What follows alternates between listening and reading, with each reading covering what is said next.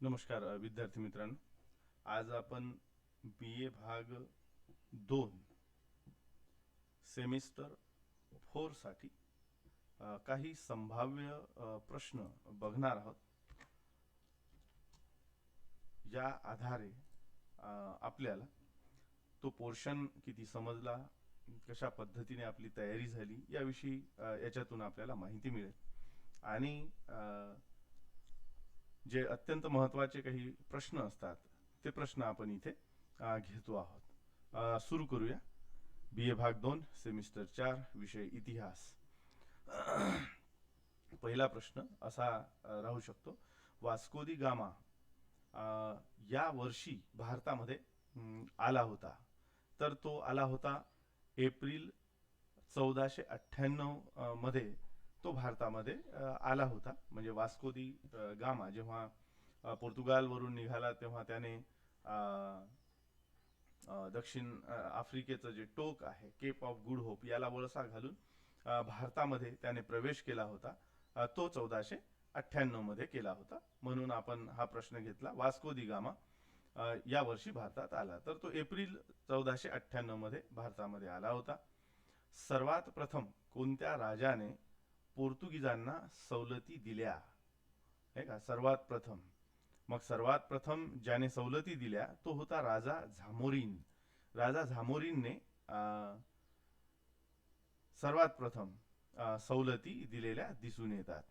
त्याच्यानंतर तिसरा प्रश्न आहे, भारतातील पोर्तुगीज प्रदेशाचा पहिला व्हाईसरॉय कोण होता? भारतातील पोर्तुगीज प्रदेशाचा. वास्को दी गामा आला, पोर्तुगालवरून आला आणि त्यांनी जो इथे पहिला व्हाईसरॉय नियुक्त केला होता तो होता डी अल्मेडा. त्याच्यानंतरचा ब्लू वॉटर पॉलिसी कोणी राबविली? प्रत्येक जो कोणी गव्हर्नर जनरल येतो त्याची एक वेगळी पॉलिसी असते भारताला घेऊन. मग ते इंग्रज असो, पोर्तुगीज असो किंवा अजून कोणी, तर त्यांची जी पॉलिसी असते त्या पॉलिसीला धरून हा प्रश्न आहे की ब्लू वॉटर पॉलिसी कोणी राबविली होती? तर ती डी अल्मेडाने राबविली होती. पाचवा प्रश्न, डच भारतात कोणत्या वर्षी आले? कारण की वेगवेगळ्या सत्ता भारतात आल्या ना, किंवा युरोपियन कंट्रीजचे जे कंपन्या होत्या त्या भारतात आल्या, वेगवेगळ्या वर्षी आल्या, वेगवेगळ्या कंपन्या आल्या. जसे फ्रेंच आले होते, इंग्रज आले होते, डच आले होते, पोर्तुगीज आले होते, असे वेगवेगळे आले. त्यापैकी डच कोणत्या वर्षी भारतात आले? तर 1595 मध्ये ते भारतात आले. हे त्याचं उत्तर आहे. सहावा प्रश्न, ब्रिटिश ईस्ट इंडिया कंपनीची स्थापना कधी झाली? तर ती 31 डिसेंबर 1600 मध्ये झाली. जिने भारतावर कब्जा केला, राज्य केलं, 150 वर्ष राज्य केलं. ही कंपनी म्हणजे ब्रिटिश ईस्ट इंडिया कंपनी आहे. ही ईस्ट इंडिया कंपनी 31 डिसेंबर 1600 मध्ये भारतामध्ये आली होती. प्रश्न 7वा आहे, कंपनीतर्फे सर्वात प्रथम जहांगीरच्या दरबारात कोण आला होता? म्हणजे कंपनीने भारतामध्ये येऊन, म्हणजे आता ती 1600 मध्ये तर इथे स्थापन झाली असं आपण म्हणतो की 31 डिसेंबर 1600 ला ही कंपनी स्थापन झाली. परंतु स्थापन झाल्यानंतर भारतात ज्या सवलती मिळविल्या ब्रिटिशांनी, त्यापैकी सर्वात प्रथम भारतामध्ये सवलती मिळविण्यासाठी जहांगीरच्या दरबारात कोण आला होता असा तो प्रश्न आहे. तर कॅप्टन हॉकिन्स हा सर्वात प्रथम जहांगीरच्या दरबारात आला होता. त्याच्यानंतरचा प्रश्न आहे, सेंट जॉर्ज किल्ला ब्रिटिशांनी कुठे बांधला? तर हा किल्ला मद्रासमध्ये बांधला. खाली दक्षिणेमध्ये मद्रास जेव्हा त्यांनी जिंकलं तेव्हा मद्रासमध्ये त्यांनी हा किल्ला बांधलेला दिसून येतो. 9वा प्रश्न, फोर्ट विलियम नावाचा एक किल्ला त्यांनी बांधला. फोर्ट विलियम किल्ला ब्रिटिशांनी कुठे बांधला? तर तो कलकत्त्याला बांधलेला आहे. म्हणजे खाली दक्षिणेमध्ये जो किल्ला बांधला तो आहे सेंट जॉर्ज किल्ला, आणि कलकत्त्यामध्ये जो किल्ला बांधला तो आहे फोर्ट विलियम किल्ला. याला उलटून पालटून कसंही विचारता येते. कलकत्ता येथे ब्रिटिशांनी कोणता किल्ला बांधला? तर त्याचं उत्तर फोर्ट विलियम येतं. आणि जेव्हा फोर्ट विलियम किल्ला ब्रिटिशांनी कुठे बांधला तर त्याचं उत्तर कलकत्ता येतं. या अर्थाने दोन प्रश्न त्याचे होऊ शकतात. 1717 मध्ये करमुक्त व्यापाराची सवलत. करमुक्त म्हणजे याला दस्तक पण म्हणतात बरं. हे जे करमुक्त असा शब्द आहे ना, तो दस्तक या अर्थाने आलेला आहे. तर असं दस्तक, करमुक्त व्यापाराची सवलत ब्रिटिशांना कोणत्या सम्राटाने दिली?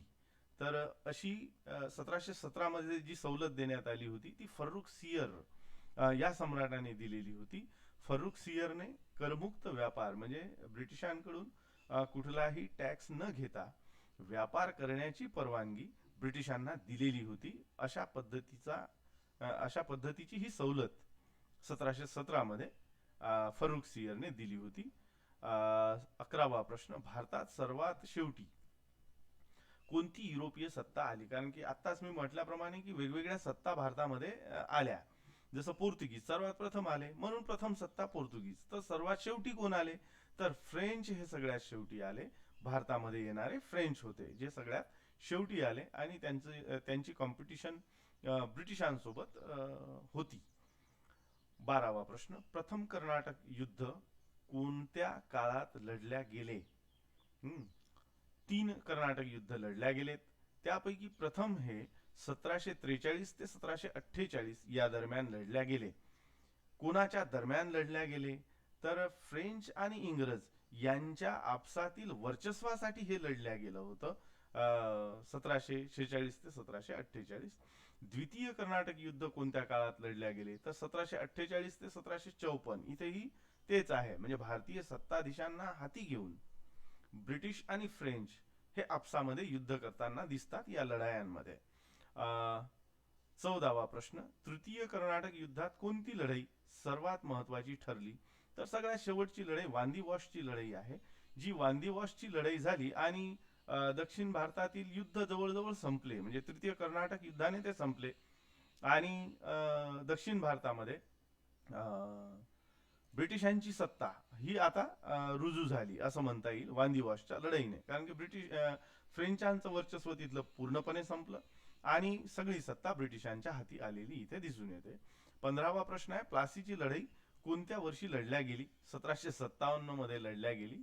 अत्यंत सोपा प्रश्न आहे पण मुद्दाम तो टाकलेला आहे. प्लासीच्या लढाईत इंग्रजांविरुद्ध कोण लढला?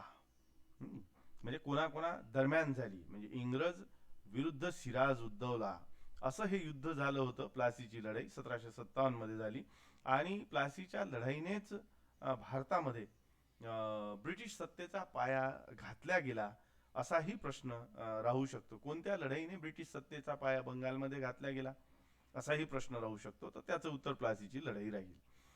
17वा प्रश्न, करमुक्त व्यापारी परवान्याला काय म्हणतात? मी आत्ताच वर उल्लेख केला की 1717 मध्ये फर्रुख सियरने विना टॅक्स व्यापार करण्याची परवानगी ब्रिटिशांना दिली असं मी म्हटलं. तर त्याला काय म्हणतात? तर त्याला दस्तक म्हणतात. करमुक्त व्यापारी परवान्याला दस्तक असं म्हणतात. 18वा प्रश्न आहे, सिराज उद्दौल्याचा सेनापती कोण होता? तर तो मीर जाफर होता.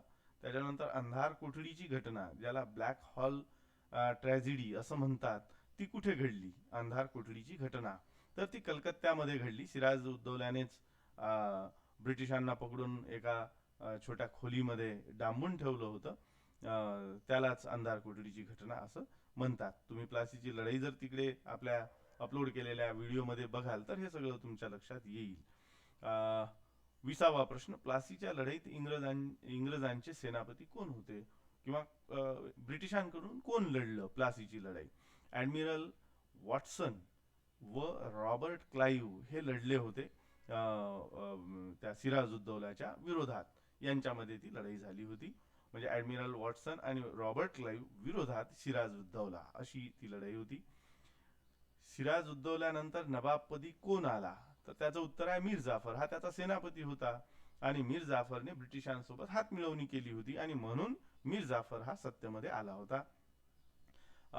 बक्सारची लढाई कधी झाली? तर ती 1764 मध्ये झाली. बक्सारच्या लढाईत इंग्रजांविरुद्ध कोण लढला? तर मीर कासिम लढला. हा एकटाच होता असं नाही, तर मीर कासिम, शुजाउद्दौला,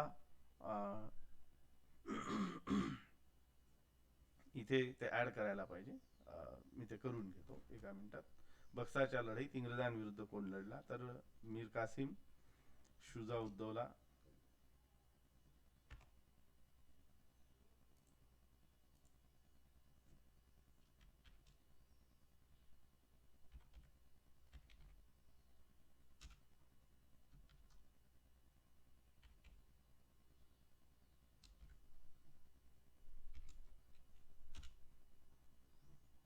कासिम लढला, शुजा उद्दौला लढला,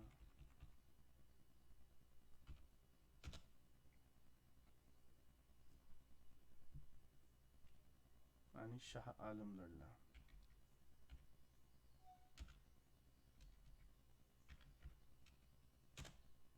शाह आलम लढला. अशा पद्धतीने बक्सारच्या लढाईमध्ये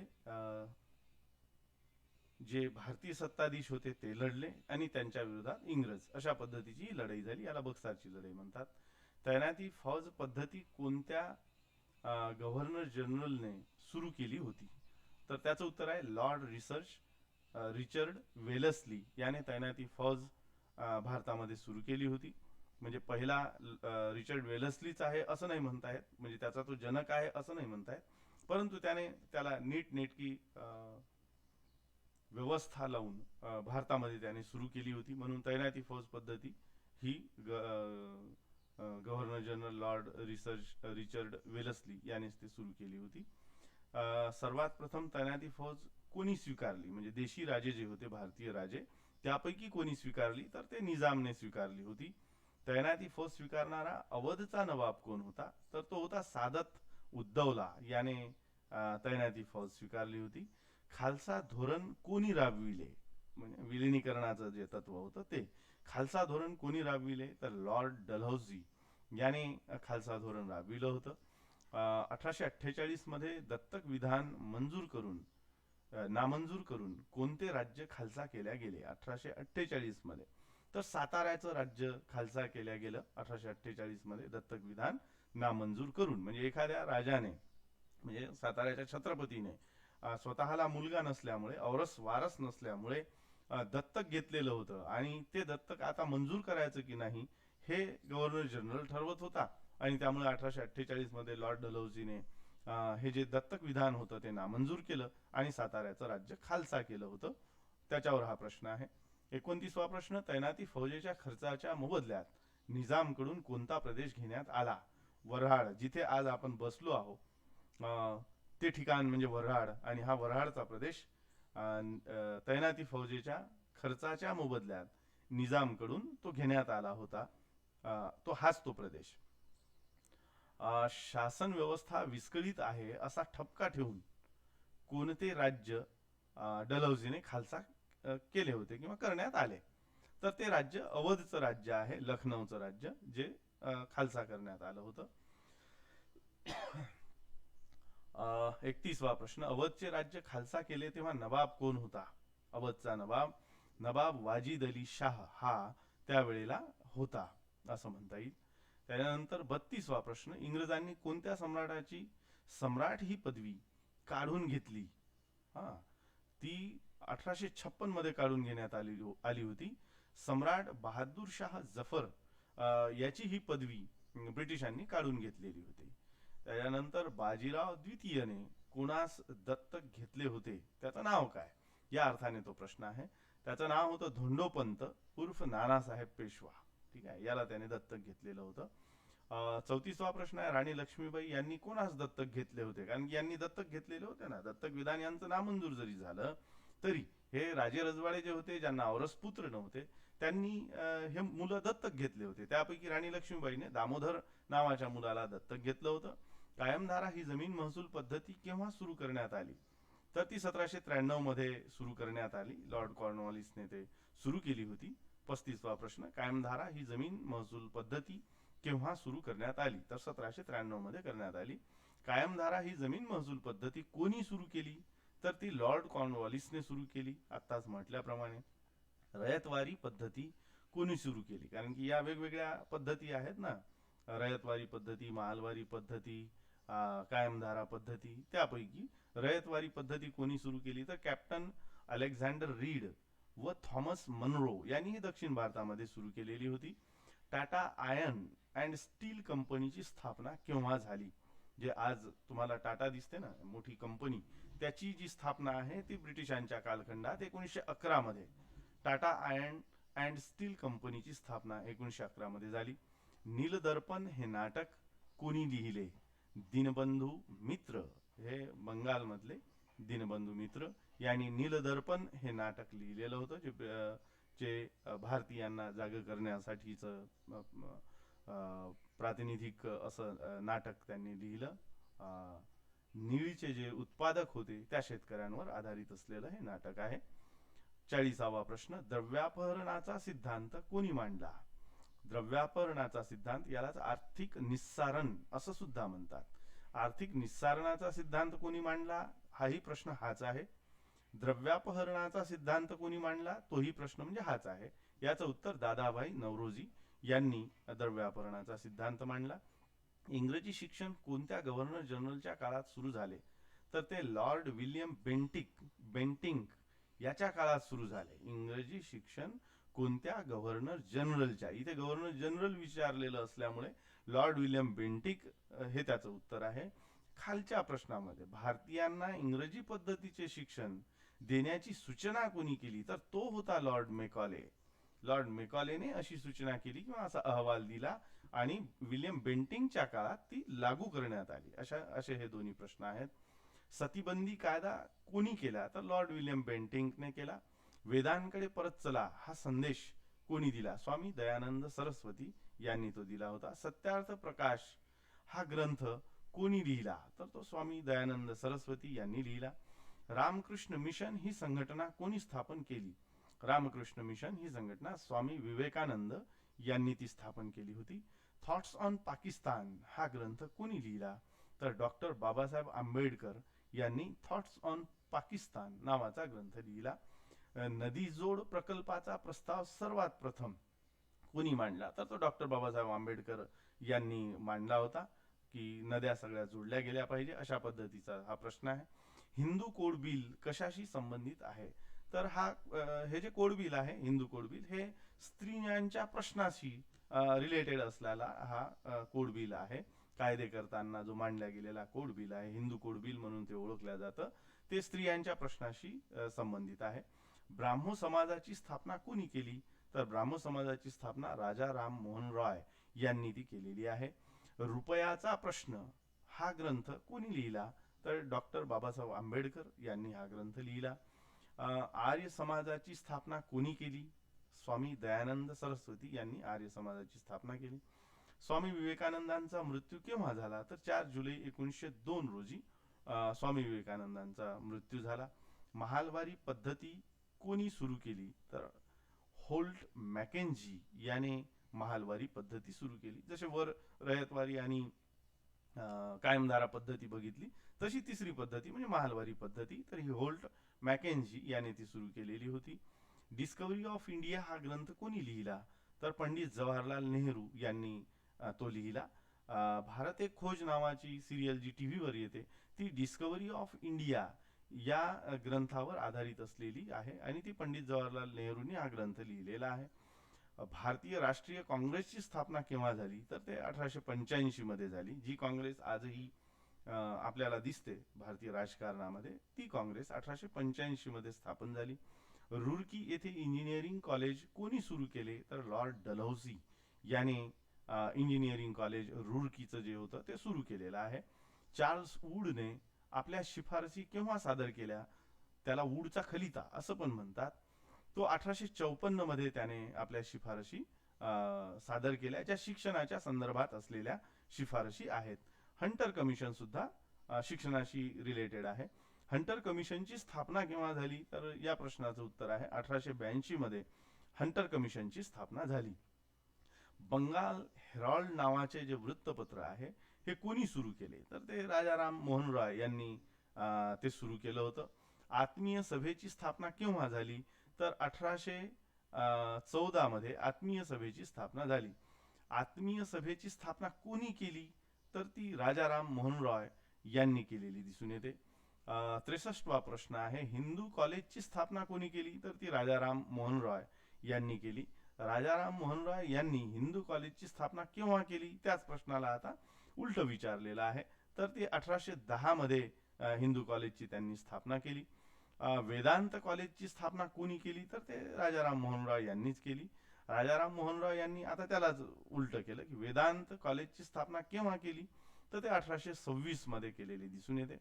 संवाद कौमुदी नावाचं हे वृत्तपत्र आहे. संवाद कौमुदीचे संस्थापक कोण होते? तर ते राजाराम मोहन रॉय होते. नव्या युगाचे अग्रेसर कोणाला म्हणतात? ते राजाराम मोहन रॉय यांनाच म्हणतात. स्वामी दयानंद सरस्वतींचे मूळ नाव काय होते? तर त्यांचं मूळ नाव मूळशंकर असं होतं आणि याच नावाने ते प्रसिद्ध आहेत. स्वामी दयानंद सरस्वती या नावाने ते प्रसिद्ध आहेत, पण त्यांचं मूळ नाव मूळशंकर असं होतं. 70वा प्रश्न, भारत भारतीयांचा हा संदेश कोणी दिला? तर तो स्वामी दयानंद सरस्वती यांचा हा नारा आहे. हा संदेश स्वामी दयानंद सरस्वती यांनी दिला. 71वा प्रश्न आहे, रामकृष्ण परमहंसांचे मूळ नाव काय होते? रामकृष्ण परमहंसांचे गदाधर चट्टोपाध्याय हे त्यांचं मूळ नाव आहे. 72वा प्रश्न, उठा जागे व्हा आणि कामाला लागा असा संदेश कोणी दिला? तर तो स्वामी विवेकानंद यांनी दिला. 73वा प्रश्न आहे, स्वामी विवेकानंद कोणत्या जागतिक धर्म परिषदेला गेले होते? तर ते शिकागोला गेलेले दिसून येतात. त्याच्यानंतरचा प्रश्न आहे 74वा, रामकृष्ण मिशनचे प्रमुख केंद्र कोणते मठ होते? म्हणजे रामकृष्ण मिशन नेमकं कुठून सुरू होतं? तर ते बेलूरचं जे मठ आहे इथून ते हे त्यांचं मुख्य केंद्र होतं. त्याच्यानंतर 75वा प्रश्न आहे, आनंद मठ ही कादंबरी कोणी लिहिली? तर ती बंकिमचंद्र चट्टोपाध्याय यांनी आनंद मठ नावाची कादंबरी लिहिली होती. याच्यातच वंदे मातरम हे गीत जे येतं ते आहे. वंदे मातरम हे गीत कोणत्या कादंबरीतील आहे? तर ते आनंद मठ या कादंबरीतील आहे. केशवपन म्हणजे केस डोक्यावरचे काढण्याची पद्धत. केशवपन विरुद्ध नाव्यांचा संप कोणी घडवून आणला होता?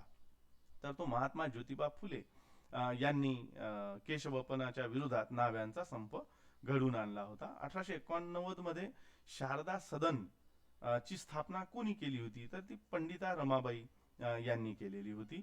1808 मध्ये सेवा सदन कोणी सुरू केले? तर रमाबाई रानडे यांनी ते सुरू केले. मंगल पांडेला कधी फाशी देण्यात आली? 8 एप्रिल 1857 ला मंगल पांडेला फाशी देण्यात आली. आपण 80 प्रश्न इथे बघितलेत. या प्रश्नांची आपण तयारी करावी आणि त्यानंतर म्हणजे 80च्या पुढचे जे प्रश्न आहे ते आपण पुढल्या भागात बघणार आहोत. धन्यवाद विद्यार्थी मित्रांनो. याची पूर्ण तयारी तुम्ही करायला पाहिजे. मी असं म्हणेन की हे तुम्हाला शक्य असेल तर बाजूला लिहून काढा. लिहिणं शक्य नसेल तर हे सेव्ह ठेवा आणि हे प्रश्नोत्तर जे आहेत तुम्हाला परीक्षेसाठी अत्यंत उपयोगाचे आहेत. त्या पद्धतीने तुम्ही विचार कराल अशी अपेक्षा करतो. धन्यवाद विद्यार्थी मित्रांनो.